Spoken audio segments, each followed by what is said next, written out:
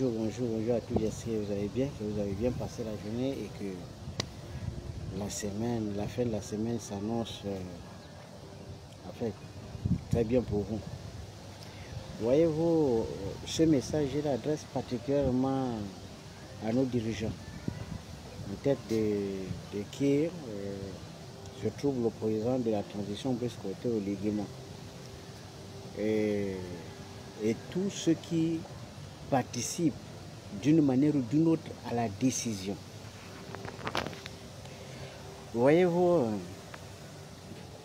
une nation, je ne cesse de rappeler, ne se construit pas avec des sentiments, avec les ressentis ou avec des compassions. Une nation évolue avec une trajectoire sans état d'âme, une vision claire.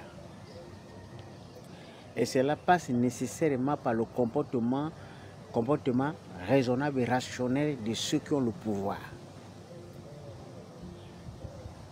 Depuis un certain temps,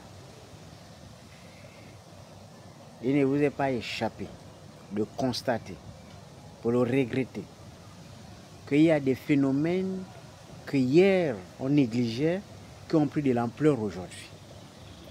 Je n'ai pas besoin de vous rappeler qu'aujourd'hui, en Haïti ou dans un pays des îles, là, ce sont les bandits des gangs des quartiers qui contrôlent le pays. Cette introduction m'amène au constat suivant. À l'époque d'Omar Bongo Ondimba, il y avait les Koumondios à l'époque. Et ces Koumondios, d'une manière ou d'une autre, volontairement ou involontairement, le pouvoir a dû les utiliser pour infiltrer les camps de l'opposition, etc., faire des cas, etc. Vous-même, vous savez, il y a des informations aujourd'hui disponibles. Alors, donc, en procédant de cette façon, le pouvoir pensait régler un problème. Or, ils étaient en train de créer un phénomène qui va plus tard devenir redoutable. Aujourd'hui, puisque c'est devenu une institution, puisque c'est devenu quelque chose de logique et de normal, les bandits savent désormais que même en passant par le banditisme, on peut accéder au sommet de l'État. Et donc, évidemment, que ça inspire les jeunes de la rue. Et ça les donne les ailes. Et quand on parle de banditisme, on parle de tout ce qui va avec. Drogue et toutes sortes de drogues, prostitution et tout le reste. Depuis un moment, puisque la société, elle fonctionne avec des règles. Lorsque vous ne la réglementez pas, la société fonctionne selon la volonté et les humeurs des individus. Et depuis un certain temps, dans les réseaux sociaux, je vous rappelle que les réseaux sociaux, ça dépend de quel pays les utilisent. Nous sommes sur TikTok. Les Chinois eux-mêmes qui ont créé le TikTok n'utilisent pas l'algorithme que le reste du monde utilise. Parce que chez eux, le TikTok, c'est pour sensibiliser, éduquer, former les générations futures. Donc ce qui passe chez eux, ça n'a rien à voir avec ce qui passe chez nous. Mais les réseaux, nous pouvons les contrôler. Du moins, nous pouvons établir des règles pour les sanctionner, ceux qui outrepassent. On n'est pas obligé d'utiliser les injures comme moyen de communication. C'est un moyen qui n'existe pas. Dire qu'en insultant quelqu'un, vous communiquez, ça c'est archi faux. Ce n'est pas un moyen de communication, ce n'est pas un moyen légal de communication. Parce que l'injure publique est condamnée par les dispositions réglementaires de ce pays. Malheureusement, pour une raison que je ne maîtrise pas, aucune institution, aucun ministère, aucun responsable d'une chambre ou quoi que ce soit ne prend à cœur ce phénomène. Comment quelqu'un peut venir dans les réseaux, insulter, peu importe la gravité du problème, insulter une grande personne, peu importe l'âge de la personne. Vous êtes en train d'inspirer les générations futures à emboîter le même pas. Parce que si les telles personnalités deviennent célèbres, eh bien les jeunes vont penser que pour devenir célèbres, il faut insulter les gens. Mais nous, je connais plein d'activistes dans ce pays, plein des gens dans des partis politiques qui mènent le combat sans injurier.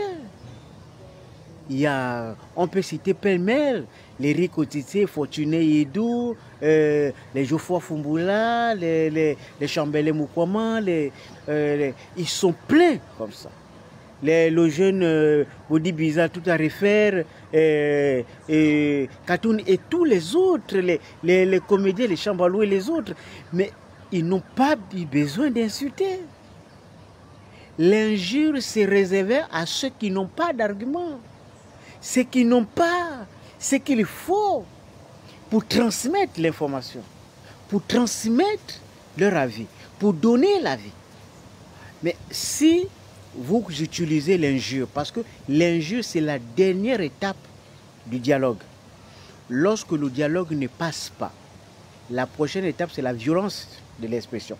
Lorsque vous avez déjà au niveau de l'injure, la prochaine étape c'est l'affrontement physique.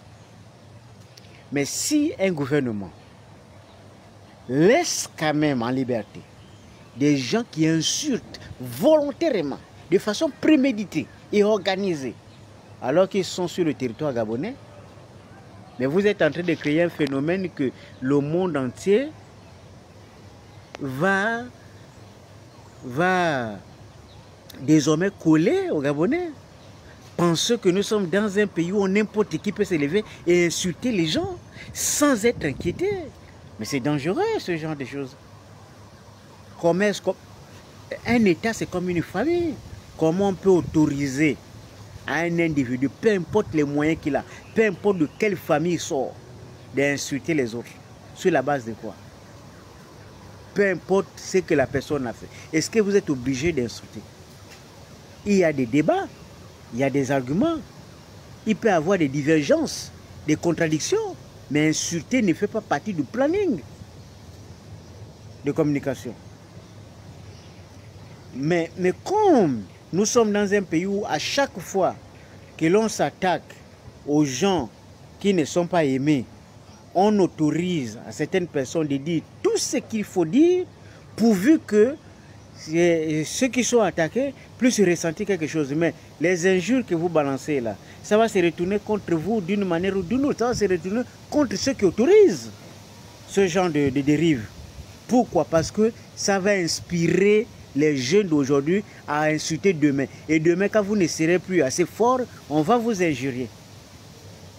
Est-ce que c'est ça un pays? Est-ce que c'est l'exemple qu'on veut montrer aux autres Africains que nous sommes dans un pays où il y a des lois, où on respecte? Si on commence à condamner les gens en fonction de leur ethnie, en fonction de leur milieu, en fonction de leur appartenance politique ou en fonction de ceci, on ne fait pas un pays. On est en train d'augmenter les ressentis, on est en train d'augmenter les frustrations. Et ce n'est pas bien.